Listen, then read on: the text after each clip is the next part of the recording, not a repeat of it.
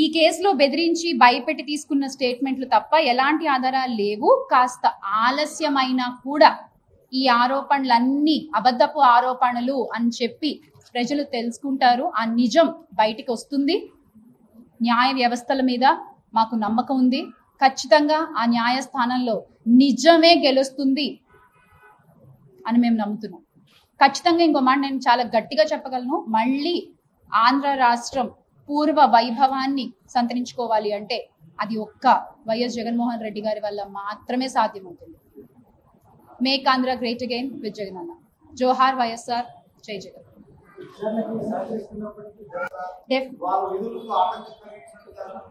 అక్కడ నేను ప్రవర్తన గురించి మాట్లాడుతున్నాను. ఒక మహిళా మంత్రిని ఇలా పట్టుకుని మీరు పక్కకి తోసేయడం ఎంతవరకు సమంజసం? ఇది ఒక్కటి చెప్పండి నాకు. ఇది ఒక్కటే నేను అడిగేది, ఇది ఒక్కటే.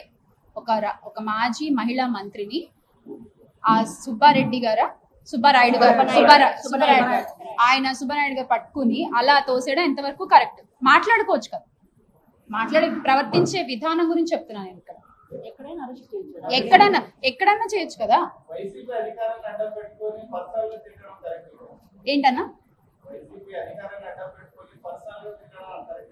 ఎప్పుడు తిట్టారన్నా? అన్న ఇప్పుడు సోషల్ మీడియాలో జరుగుతోంది ఏంటంటే, ఇప్పుడున్న అధికారాన్ని అడ్డం పెట్టుకుని చదువుకునే పిల్లలపై దొంగ కేసులు పెట్టి అరెస్టులు చేయించడం జరుగుతుంది. అధికారాన్ని అడ్డం పెట్టుకుని పాత ప్రాజెక్టులు మేము తీసుకొస్తే వాళ్ళ పేర్లు వేసుకోవడం జరుగుతుంది. ఇప్పుడున్న అధికారాన్ని అడ్డం పెట్టుకుని లేనిపోని అబద్ధాలు ప్రచురించడం జరుగుతుంది. ఇదన్నా ఇప్పుడు జరిగేది. అధికారాన్ని అడ్డం పెట్టుకుని గత 5 ఏళ్ల పాలనలో జగన్మోహన్ రెడ్డి గారు కరోనా లాంటి విపత్కర పరిస్థితుల్లో కూడా ఎక్కడా సంక్షేమ అభివృద్ధి ఆపకుండా నిజమైన ఆదాయాన్ని రాష్ట్రానికి తీసుకొచ్చినటువంటి ఘనత వైఎస్ జగన్మోహన్ రెడ్డి గారికి మాత్రమే దక్కుతుందన్న. మీరు నెంబర్స్ చూసుకుంటే మీకు ఆ విషయం అర్థమవుతుంది. అధికారాన్ని అడ్డం పెట్టుకుని చేస్తుంది ఇప్పటి ప్రభుత్వం. గత ప్రభుత్వం ఏ రోజు చేసిందన్న?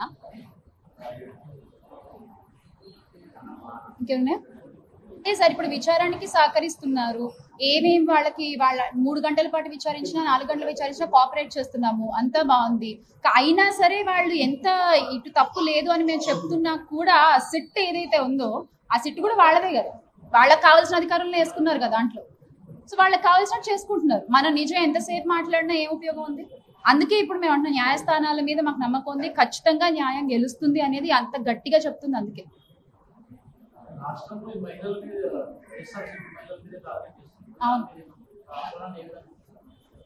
మన గౌరవ ఉప ముఖ్యమంత్రి పిపిపి గారు, పిఠాపురం పీఠాధిపతి పవన్ కళ్యాణ్ గారు ఎన్నికల్లో ఎంత గోల పెట్టారు, ఎంత గగ్గోలు పెట్టారన్న. 32,000 మంది అమ్మాయిలు మిస్సింగ్, 32,000 మంది అమ్మాయిలు మిస్సింగ్ అని చెప్పి ఎంత గగ్గోలు పెట్టారు. ఎన్నికలను గెలిచి వచ్చిన తర్వాత దాని గురించి ఒక్క మాట మాట్లాడలేదు. అది పక్కన పెడితే ఆయన సొంత నియోజకవర్గంలో కూడా మహిళలపై ఎంత అన్యాయం జరుగుతున్నా ఆయన ఒకరోజు మాట్లాడలేదు. రాష్ట్రంలో ఏ మహిళకి ఇంత ఇబ్బంది కలిగినా, ఘోరంత ఇబ్బంది కలిగినా కొండంత అండగా ఉంటానని చెప్పిన ఆ పెద్ద మనిషి, ప్రశ్నించిన పెద్ద మనిషి ఈ రోజున గొంతు మెదపట్లేదు. అందుకే మోడీ గారు కూడా మొన్న వచ్చినప్పుడు చాక్లెట్ ఇచ్చారు, తిని కూర్చో బాబు అని.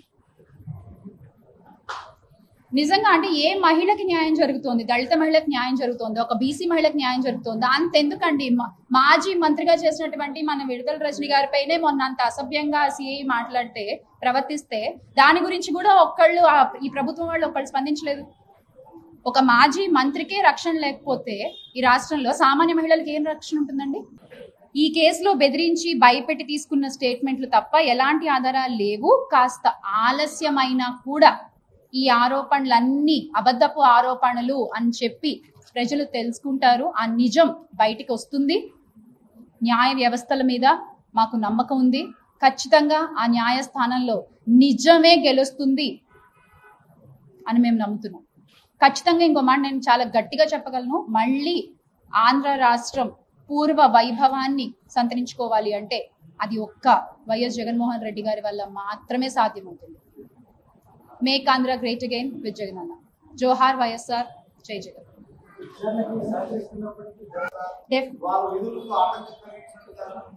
అక్కడ నేను ప్రవర్తన గురించి మాట్లాడుతున్నాను. ఒక మహిళా మంత్రిని ఇలా పట్టుకుని మీరు పక్కకి తోసేయడం ఎంతవరకు సమంజసం? ఇది ఒక్కటి చెప్పండి నాకు. ఇది ఒక్కటే నేను అడిగేది, ఇది ఒక్కటే. ఒక మాజీ మహిళా మంత్రిని ఆ సుబ్బారెడ్డి గారా సుబ్బారాయుడు గారు పట్టుకుని అలా తోసేయడం ఎంతవరకు కరెక్ట్? మాట్లాడుకోవచ్చు కదా, ప్రవర్తించే విధానం గురించి చెప్తున్నాను నేను ఇక్కడ. ఎక్కడన్నా చేయొచ్చు కదా. ఏంటన్నా ఎప్పుడు తిట్టారన్నా? అన్న ఇప్పుడు సోషల్ మీడియాలో జరుగుతోంది ఏంటంటే, ఇప్పుడున్న అధికారాన్ని అడ్డం పెట్టుకుని చదువుకునే పిల్లలపై దొంగ కేసులు పెట్టి అరెస్టులు చేయించడం జరుగుతుంది. అధికారాన్ని అడ్డం పెట్టుకుని పాత ప్రాజెక్టులు మేము తీసుకొస్తే వాళ్ళ పేర్లు వేసుకోవడం జరుగుతుంది. ఇప్పుడున్న అధికారాన్ని అడ్డం పెట్టుకుని లేనిపోని అబద్ధాలు ప్రచురించడం జరుగుతుంది. ఇదన్నా ఇప్పుడు జరిగేది, అధికారాన్ని అడ్డం పెట్టుకుని. గత 5 ఏళ్ల పాలనలో జగన్మోహన్ రెడ్డి గారు కరోనా లాంటి విపత్కర పరిస్థితుల్లో కూడా ఎక్కడా సంక్షేమ అభివృద్ధి ఆపకుండా నిజమైన ఆదాయాన్ని రాష్ట్రానికి తీసుకొచ్చినటువంటి ఘనత వైఎస్ జగన్మోహన్ రెడ్డి గారికి మాత్రమే దక్కుతుందన్న. మీరు నెంబర్స్ చూసుకుంటే మీకు ఆ విషయం అర్థమవుతుంది. అధికారాన్ని అడ్డం పెట్టుకుని చేస్తుంది ఇప్పటి ప్రభుత్వం. గత ప్రభుత్వం ఏ రోజు చేసిందన్న? ఇంకేమున్నాయి? సార్ ఇప్పుడు విచారానికి సహకరిస్తున్నారు. వాళ్ళ 3 గంటల పాటు విచారించినా 4 గంటలు విచారించినా కోఆపరేట్ చేస్తున్నాము, అంతా బాగుంది. అయినా సరే వాళ్ళు ఎంత ఇటు తప్పు లేదు అని మేము చెప్తున్నా కూడా సిట్ ఏదైతే ఉందో ఆ సిట్ కూడా వాళ్ళదే కదా. వాళ్ళకి కావాల్సిన అధికారులను వేసుకున్నారు కదా దాంట్లో.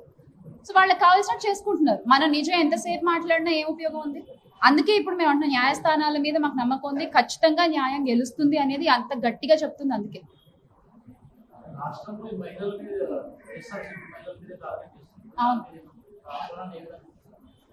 మన గౌరవ ఉప ముఖ్యమంత్రి పిపిపి గారు, పిఠాపురం పీఠాధిపతి పవన్ కళ్యాణ్ గారు ఎన్నికల్లో ఎంత గోల పెట్టారు, ఎంత గగ్గోలు పెట్టారన్న.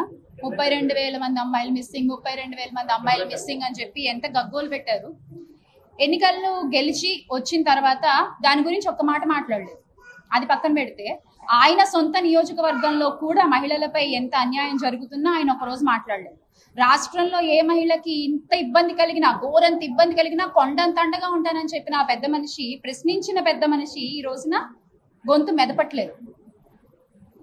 అందుకే మోడీ గారు కూడా మొన్న వచ్చినప్పుడు చాక్లెట్ ఇచ్చారు, తిని కూర్చో బాబు అని.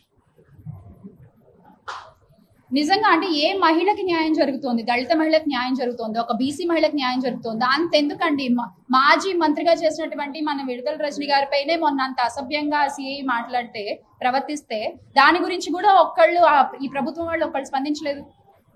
ఒక మాజీ మంత్రికే రక్షణ లేకపోతే ఈ రాష్ట్రంలో సామాన్య మహిళలకు ఏం రక్షణ ఉంటుందండి?